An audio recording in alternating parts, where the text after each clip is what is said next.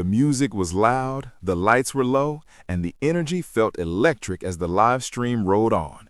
If you're new here and you enjoy real, unfiltered moments from the worlds of streaming and combat sports culture, this is the kind of story you don't want to miss. So stay with it all the way through and make sure you're locked in for what comes next. What began as a casual house party hosted by Quinton Rampage Jackson quickly turned into a moment that the internet would replay, debate, and dissect for days. As the night stretched on, cameras captured laughter, drinks, and the usual bravado that comes with a live audience watching every move. But when streamer DeenTheGreat entered the frame, the tone slowly shifted. Viewers noticed it before anyone said it out loud. His behavior appeared sloppy, confrontational, and increasingly reckless. Words were exchanged, voices rose, and the party atmosphere started to crack. What looked like content was beginning to feel personal, and that's when real tension fills a room. Stepping into that tension was Tiki Ghosn, a man shaped by years in the fight world, both inside and outside the cage. Those close to the situation believed he was trying to calm things down, to protect the space and the people in it. But live streams don't slow down when emotions spike. In a split second that felt like slow motion, Ghosn struck Deen. The impact was clear. Deen stumbled back, stunned, as shocked reactions rippled through the crowd and exploded across the live chat.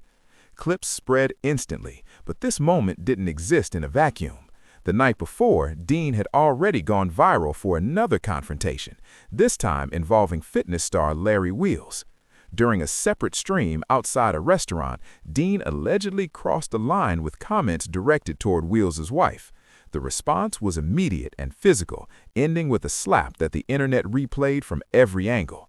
By the time Deen arrived at Rampage's house, patience around him was already thin. Halfway through this story, it's worth saying this quietly and naturally.